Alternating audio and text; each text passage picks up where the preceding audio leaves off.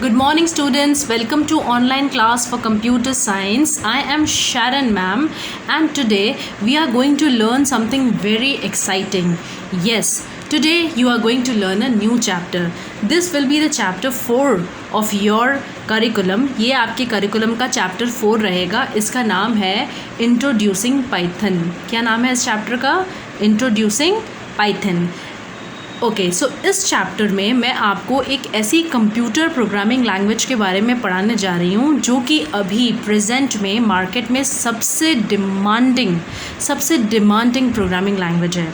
इस programming language को अभी सॉफ्टवेयर इंडस्ट्री के मार्केट के अंदर जावा से भी अच्छी लैंग्वेज माना जा रहा है, क्योंकि अभी तक माना जा रहा था कि जावा बहुत अच्छी लैंग्वेज है और अभी तक आपसे पहले जो स्टूडेंट्स आए हैं उनको जावा पढ़ाई जा रही थी 11th-12th में.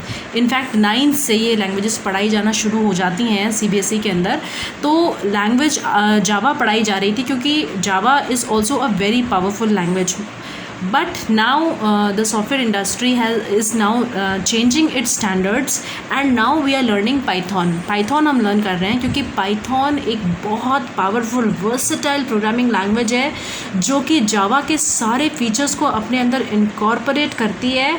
और सबसे बड़ी बात यह है कि it is a free distribution to us, है ना. फ्रीली डिस्ट्रीब्यूट होती है ऑनलाइन प्लेटफॉर्म्स पे और हम इसको सीख लेते हैं अगर अच्छे से तो हम कंप्यूटर में प्रोग्रामिंग कर सकते हैं. और हम कंप्यूटर में प्रोग्रामिंग करते हुए वेबसाइट्स बना सकते हैं, गेम्स को डेवलप कर सकते हैं, यहाँ तक कि हम रोबोट्स की प्रोग्रामिंग कर सकते हैं.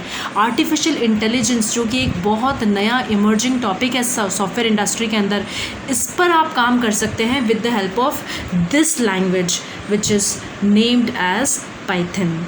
ठीक है, तो सिंपली हम फटाफट पाइथन के बेसिक पे आ जाते हैं.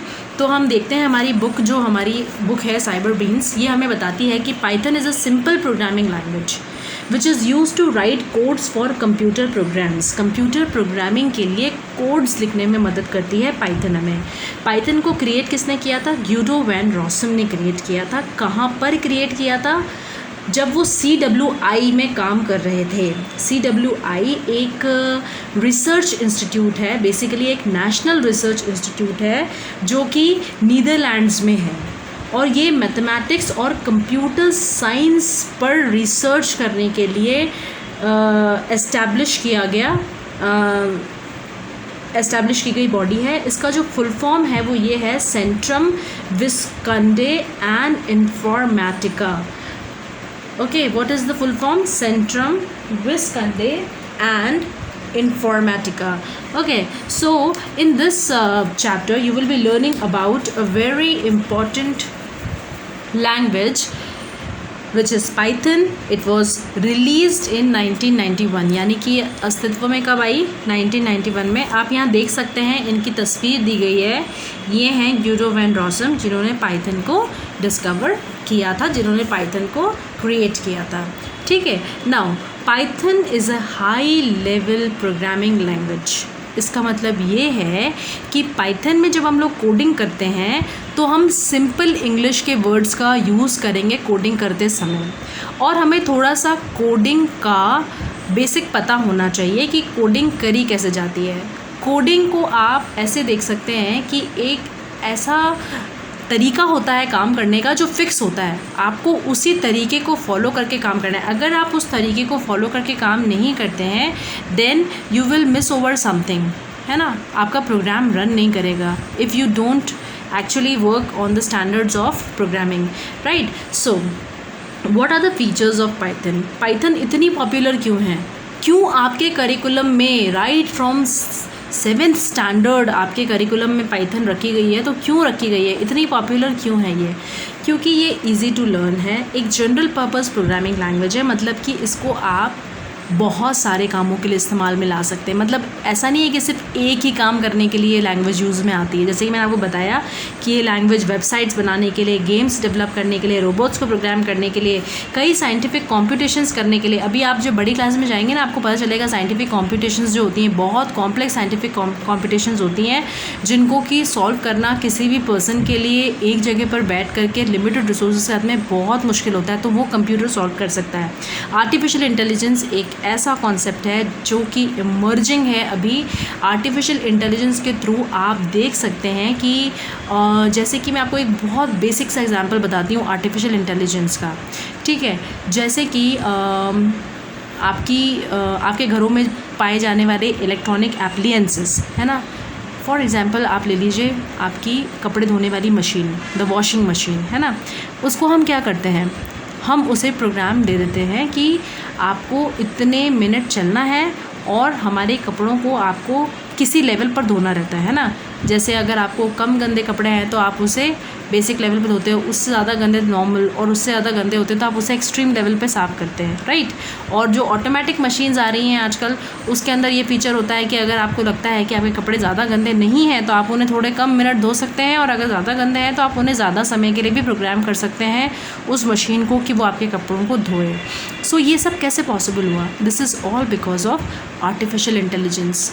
आर्टिफिशियल इंटेलिजेंस के थ्रू मशीन को इंसान प्रोग्राम करता है और अपना काम समझाता है कि आपको मेरी हेल्प किस रीति से करनी है। This is all about artificial intelligence. तो आप आर्टिफिशियल इंटेलिजेंस को के रिलेटेड एप्लीकेशंस को डेवलप करने के लिए भी आप पाइथन का यूज़ कर सकते हैं, right. So that is why ये एक जनरल पर्पस प्रोग्रामिंग लैंग्वेज है, ठीक है। प्लेटफॉर्म इंडिपेंडेंट है, इसका मतलब ये होता है कि किसी भी मशीन पर आप इसे यूज़ कर सकते हैं। ना सिर्फ आप इसे वॉशिंग मशीन पे यूज़ कर सकते हैं, आप इसे किसी भी मशीन पे यूज़ कर सकते हैं। आप इसे अपने माइक्रोवेव पे यूज़ कर सकते हैं, आप इसे अपने एसी पे यूज़ कर सकते हैं। ऐसे सिस्टम्स आपने देखे होंगे, जैसे कि हम देखते हैं, आपने देखा होगा एडवर्टिजमेंट्स के अंदर अभी आ रहा था बीच में कि हम एक एलेक्सा, एक आर्टिफिशियल इंटेलिजेंस के द्वारा ड्राइव किया जाने वाला प्रोग्राम था। ये था हमारे पास में हार्डवेयर के फॉर्म में ही, हम उसे वॉइस इंस्ट्रक्शन दे रहे थे कि Alexa please switch on the lights. तो एलेक्सा क्या कर रहा था, आपके वॉइस इंस्ट्रक्शन को ले करके लाइट को ऑन कर रहा था। यहाँ पर प्रोग्रामिंग हुई है इसके अंदर, और ये प्रोग्रामिंग जो हुई है पाइथन बेस्ड प्रोग्रामिंग हुई है, पाइथन में ही ये प्रोग्रामिंग की गई है। और ऐसे ही मतलब I don't say that Alexa में पाइथन की प्रोग्रामिंग की गई है, एलेक्सा में और भी टेक्नोलॉजीज़ यूज़ हुई हैं, but I want to tell you that artificial intelligence को सपोर्ट करने वाले सिस्टम्स में यही लैंग्वेजेस यूज़ में आती हैं। पाइथन को आप एक प्लेटफॉर्म इंडिपेंडेंट प्रोग्रामिंग लैंग्वेज के जैसा देख सकते हैं, जो कि मल्टीपल एप्लियंसेस पे काम कर सकती है, whether it is your AC, whether it is your washing machine, whether it is your microwave, आप whether it is your geyser, आप अपने गीज़र सिस्टम को भी अपने मोबाइल सिस्टम से कंट्रोल कर सकते हैं। आप सपोज़ करिए आप अपने मोबाइल सिस्टम से अपने गीज़र सिस्टम को कंट्रोल करना चाहते हैं, तो आप कहीं दूर बैठकर भी उसको कंट्रोल कर सकते हैं, उसको ऑपरेट कर सकते हैं, उसको ऑन या ऑफ़ कर सकते हैं। तो ये एक बहुत हाई लेवल ऑफ टेक्नोलॉजी है। बस मैं आपको ये समझाना चाह रही हूँ कि ये एक प्लेटफॉर्म इंडिपेंडेंट प्रोग्रामिंग लैंग्वेज इसीलिए है क्योंकि ये किसी भी प्लेटफॉर्म पे काम करती है।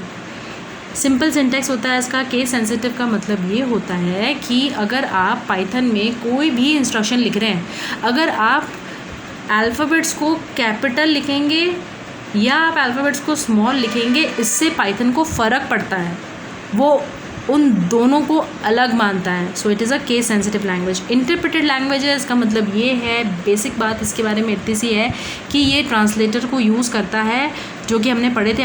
ट्रांसलेटर्स दो तरह के होते हैं, कंपाइलर्स और इंटरप्रेटर्स। ये इंटरप्रेटेड लैंग्वेज है। बेसिकली इसका मतलब ये होता है कि ये इसका एक ऑब्जेक्ट कोड जनरेट होता है, और वो जो ऑब्जेक्ट कोड होता है जो कि जनरेट होता है while translation of the programs, वो ऑब्जेक्ट कोड जो होता है बेसिकली मशीन इंडिपेंडेंट होता है और उसको किसी भी मशीन पर रन किया जा सकता है। तो ये एक इंटरप्रेटेड लैंग्वेज है, ठीक है। फ्री टू यूज़ है और कमर्शियल प्रोडक्ट्स के लिए भी फ्री है आपके पास। यानी कि अगर आप अपना खुद का कुछ कमर्शियली डेवलप करना चाहते हैं, मतलब अपना खुद का कुछ डेवलप करना चाहते हैं विद द पर्पज़ कि आप उससे पैसा कमाएँ, not only for educational purpose, आप उससे पैसा कमाना चाहते हैं, अपने बिजनेस सेटअप के लिए उसको यूज़ करना चाहते हैं, तो भी आप इस काम को, इस लैंग्वेज को फ्रीली यूज़ कर सकते हैं, ठीक है। एडवांटेजेस क्या हैं मैंने बता दिया आपको, एडवांटेजेस क्या हैं। Okay, now how we will install Python. See, for installing Python what you have to do, you have to go to this website www.python.org/download।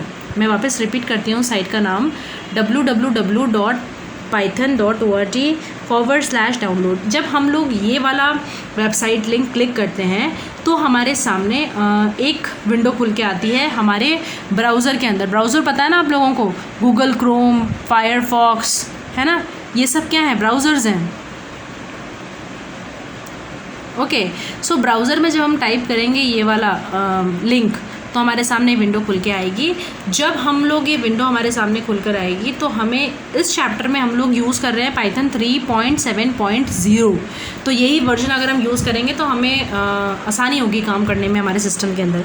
Now जैसे ही हम पाइथन डिस्ट्रीब्यूशन को डाउनलोड कर लेते हैं, अब आपको इसे एग्जीक्यूट करना पड़ेगा। कैसे करेंगे आप, जब भी आपका ये डाउनलोड्स में आ जाएगा एग्जीक्यूटेबल फाइल के फॉर्म में, आप उसे डबल क्लिक करके खोलेंगे तो आपका एक डाउनलोडर सामने आएगा। डाउनलोडर में आपको क्लिक करना पड़ेगा रन पे, RUN, रन पे क्लिक करना पड़ेगा।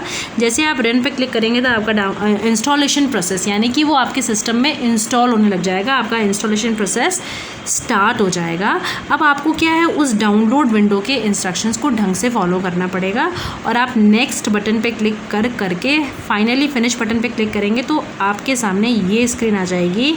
This is the IDLE screen of Python. ये कैसी स्क्रीन है, IDLE स्क्रीन है ये आपके पाइथन की, ठीक है। ओके, नाउ सी, अब ये जो सारा प्रोसेस होता है ना, ये लैब में हम लोग आपको करके देते हैं। हम आपको इंस्टॉलेशन लैब में नहीं सिखाते हैं ना, हम आपको लैब में जब हम टीचर्स आपको पढ़ाते हैं तो यहाँ तक हम आपको पाइथन इंस्टॉल करके देते हैं। आपको सिर्फ जाना है, ऑल प्रोग्राम्स में जाके पाइथन को ढूंढना है और पाइथन को लॉन्च करना है अपने कंप्यूटर सिस्टम के अंदर, ठीक है। अब ये आपके सामने आ गई पाइथन की शेल। जैसे ही ये शेल आपके सामने आती है, आपको यहाँ पे दिख रहा होगा कुछ इंटरफेसेस जो कि अभी मैं आपको समझाने जा रही हूँ। विंडोज़ की मशीन में बात करें, यानी कि जो विंडोज़ ऑपरेटिंग सिस्टम है वो वाली मशीन्स की बात करें तो पाइथन इंस्टॉलेशन हमेशा C ड्राइव में होता है। C पाइथन 3.7.0, क्योंकि ये हमारा वर्जन है, फोल्डर एक बन जाएगा वहाँ पे C ड्राइव में जा कर के वहाँ पर आपकी ये जो है पाइथन इंस्टॉल होके रख जाएगी, ठीक है। अब ये देखिए आप, अब हम जा रहे हैं सीखने कंपोनेंट्स क्या हैं पाइथन विंडो के, ठीक है। सबसे टॉप मोस्ट बार जो पाइथन विंडो का होता है उसको टाइटल बार बोला जाता है। उसके नीचे वाला बार होता है मेन्यू बार।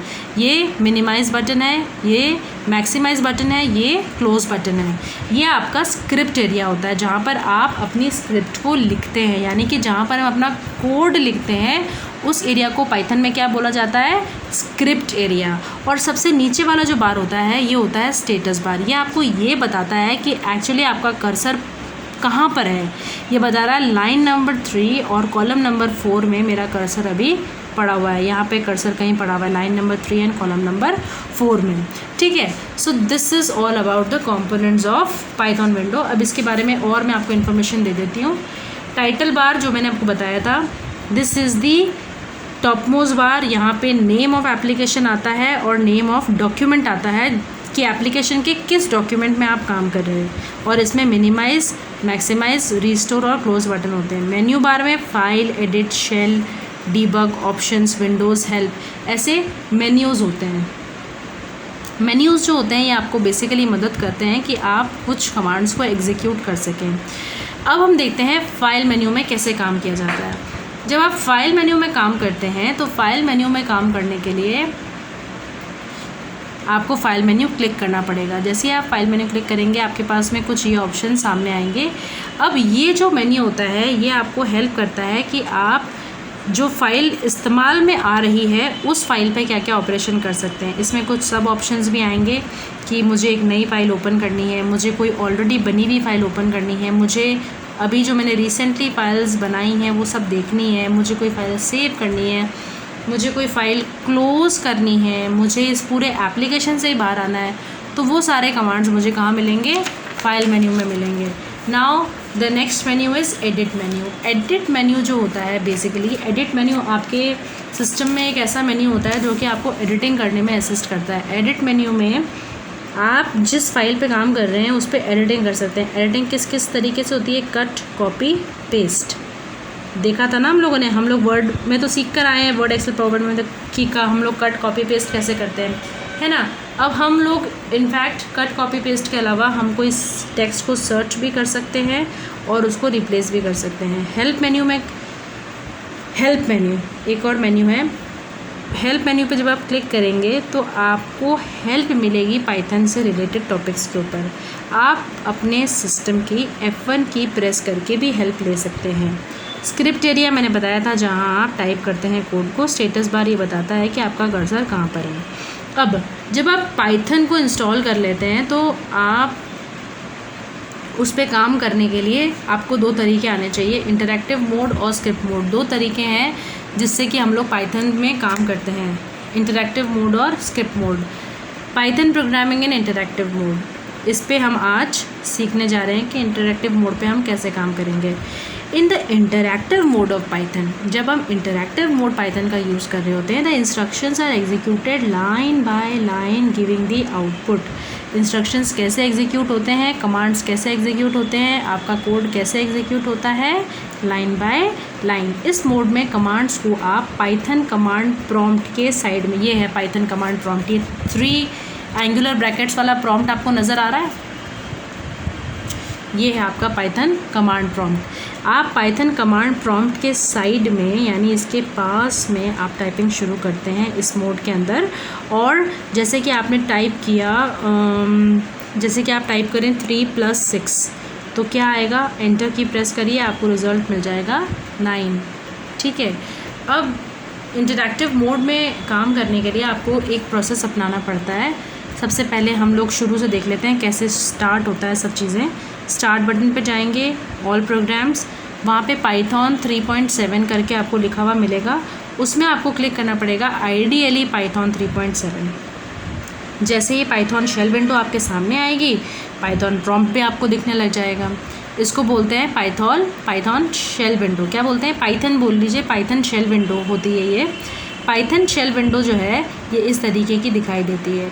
अब आप एग्जाम्पल देख रहे हैं कि अब आप ये पाइथन प्रॉम्प्ट के आगे टाइप करिए और आपको इमीडिएटली ही आउटपुट मिल जाएगा। जैसे कि आप ये टाइप करिए वेलकम टू पाइथन वर्ल्ड, और आपने इसको सिंगल इन्वर्टेड कॉमास में टाइप किया है, एंटर करेंगे तो ये आउटपुट आ जाएगा, पर्पल में दिख रहा है, welcome to Python world.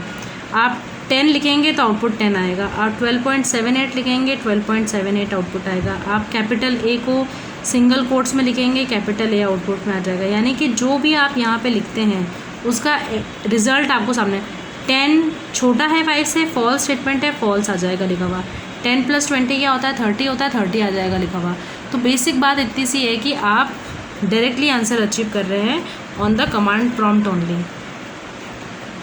Interactive mode beneficial होता है ताकि आप कोड को हाथों हाथ टेस्ट कर सको, और आपको कोई भी एरर हो तो आप उसको हाथों हाथ ही रेक्टिफाई कर सको, आपको पूरे प्रोग्राम के एग्जीक्यूशन का वेट नहीं करना पड़े।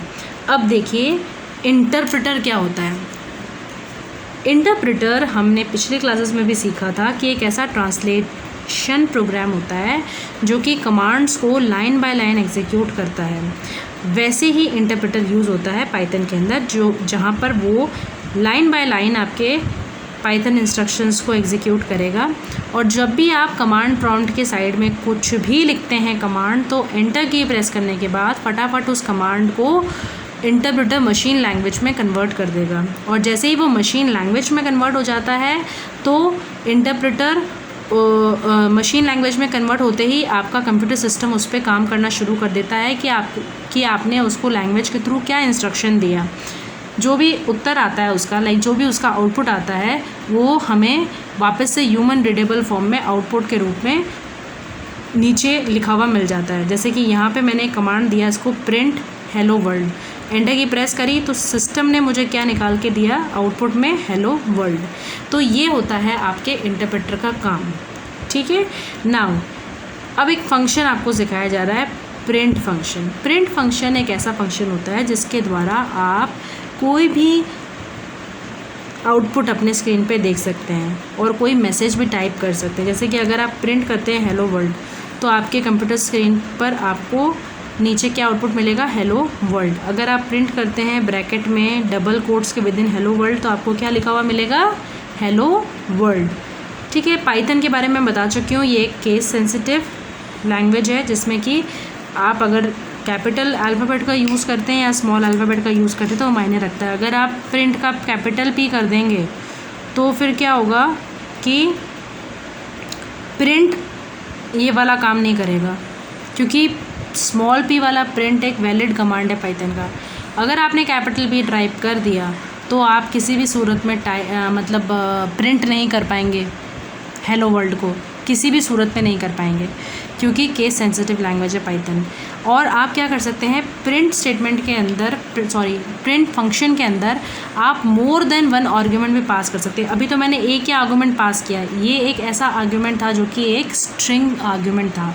स्ट्रिंग का मतलब होता है सीक्वेंस ऑफ कैरेक्टर्स, जो कि हम इंग्लिश में जिसको वर्ड बोलते हैं ना, कंप्यूटर उससे क्या बोलता है, प्रोग्रामिंग लैंग्वेजेस में उसे क्या बोला जाता है, स्ट्रिंग। तो यहाँ पे हमने एक स्ट्रिंग पास की थी प्रिंट फंक्शन के अंदर। यहाँ पर अब देखिए, आप बहुत सारे आप कॉमा लगा करके बहुत सारे आर्ग्यूमेंट्स भी प्रिंट फंक्शन के अंदर पास कर सकते हैं। उस केस में हमेशा आर्ग्यूमेंट जो होंगे वो कॉमा से सेपरेट किए जाएंगे, ऐसे कॉमास से आप बहुत सारे आर्ग्यूमेंट्स पास कर सकते हैं। उस स्टेट में आपको क्या करना पड़ेगा, कॉमा की हेल्प से आपको सारी चीज़ों को सेपरेट करना पड़ेगा। जितनी भी चीज़ें आप डाल रहे हैं, जितने भी आप आर्ग्यूमेंट्स दे रहे हैं प्रिंट फंक्शन को, आपको उन्हें कॉमा से सेपरेट करना पड़ेगा। आप एक से ज़्यादा आर्ग्यूमेंट दे सकते हैं, मगर किससे सेपरेट करना पड़ेगा उन्हें, कॉमा से। ठीक है, ओके। सो कॉमा से सेपरेट करने का मैं आपको अभी पूरा समझाऊंगी नहीं, मैं आपको दिखा देती हूँ कि यहाँ पर एक मैं छोटा सा एग्जांपल आपको दिखा देती हूँ कि जैसे मैंने यहाँ पे 2 आर्ग्यूमेंट्स पास किए। एक जगह तो मैंने प्रिंट फंक्शन में सिंगल कोटेशन के अंदर लिखा 10 + 5 6 = 2 और सिंगल कोट बंद कर दिया। अब मैंने कॉमा लगाया और यहाँ मैंने लिखा 10 + 5 6। अब मैं एंटर की प्रेस करूँगी तो यहाँ पे क्या आएगा, लिखा हुआ आएगा कि 10 + 56 = क्या होता है, 66 होता है। इस तरीके से हम पास करते हैं आर्ग्यूमेंट्स, जो कि मल्टीपल आर्ग्यूमेंट्स हम पास कर सकते हैं with the help of a comma operator.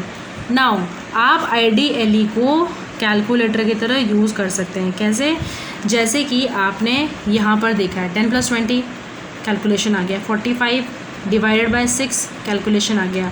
यहाँ पे देखिए आप 67 डबल डिवीजन, इसको क्या बोला जाता है पता है आप लोगों को, कंप्यूटर की लैंग्वेज में इसे बोला जाता है, इस चीज़ को कंप्यूटर, जब आप पाइथन में इस ऑपरेटर को यूज़ करते हैं तो इसको बोला जाता है मॉड्यूलस ऑपरेटर। ये एक मल्टीप्लिकेशन ऑपरेटर है, यहाँ पे डेसिमल वैल्यूज़ पे ऑपरेट हो रहा है। ठीक है, ये सब आपने क्या करा, आपने इस IDLE स्क्रीन को कैसे यूज़ करा, एज अ कैलकुलेटर आपने यूज़ कर लिया। और जो बेसिक बॉडमास रूल लगता है, बॉडमास रूल क्या कहता है, bracket of division, multiplication, addition and subtraction, जो हम मैथ्स में नॉर्मली फॉलो करते हैं, तो वही रूल यहाँ पर लगेगा बॉडमास का। ठीक है, बॉडमास का वही रूल यहाँ पे लगेगा, आपको ध्यान रखना है, बॉडमास का वही रूल लगता है। ठीक है, नाउ आप अगर चाहते हैं कि कोई प्रीवियस कमांड आपने लिखा था और आप चाहते हैं कि वो प्रीवियस कमांड रिपीट हो जाए, तो आप ऑल्ट के हाथ में P प्रेस कर सकते हैं, तो प्रीवियस कमांड आपका रिपीट हो जाएगा। अब ये हमारा प्रैक्टिस टाइमिंग है, इसमें हमें ये चीज़ें लिख करके प्रिंट करनी है हमारे पाइथन IDLE शेल से, और इसका रिज़ल्ट हमें यहाँ पे लिखना है। ठीक है, और वैसे ही हमें प्रिंट फंक्शन के अंदर ये आउटपुट दिखाना है कि ये पूरा आउटपुट कैसे आएगा। तो ये हम लोग एज अ प्रैक्टिस इसे ले सकते हैं और हम इसको सॉल्व करेंगे आने वाली क्लासेस में फॉर श्योर, है ना। तो we will solve it in the coming classes. Okay, by the time you can go for solving them. जितना मैंने आपको सिखाया है उसकी हेल्प से आप इसे कोशिश करिए। ये मैं आपको एज अ होमवर्क दे रही हूँ, इसका सल्यूशन मैं आपको बता दूँगी नेक्स्ट क्लासेस में। आप अभी करके देखिए कैसे होगा, मैंने अभी सिखाया ना आप लोगों को, वैसे करके देखिए। अब हम इसके बाद वाली क्लास में सीखेंगे वेरिएबल्स क्या होते हैं और उनको लिखा कैसे जाता है पाइथन के अंदर, और उसके बाद हम स्क्रिप्ट मोड सीखेंगे, जो कि हमारा सेकंड मोड है पाइथन प्रोग्रामिंग में काम करने का। आज के लिए इतना ही बहुत है। मैं इस एक्सरसाइज के साथ में, मतलब ये वीडियो ट्यूटोरियल मैं आपको भेजूँगी, इस वीडियो ट्यूटोरियल के साथ में मैं आपको थोड़ा सा होमवर्क दूंगी आज, कुछ फिल इन द ब्लैंक्स का। तो वो आप अपनी कॉपी में कर लीजिएगा, है ना। बस मैंने एक वेरिएबल वाला टॉपिक आज डिस्कस नहीं किया है, उससे रिलेटेड ये 2 फिल इन द ब्लैंक्स हैं, ये आप कर लीजिएगा, लास्ट 2 वाले ये आप कर लीजिएगा। हमारे नेक्स्ट टॉपिक में हम वेरिएबल्स भी डिस्कस कर लेंगे, ठीक है। तो आप यहाँ तक अपना होमवर्क आज करेंगे, ये मैं आपको ये फिल इन द ब्लैंक्स में आज आपको होमवर्क की तरह दे दूँगी, ठीक है। तो आपको ये अपनी कॉपी में कर लेना है। ये आपका चैप्टर 4 होगा, इसका नाम है introducing Python. Okay, till then take care, bye bye.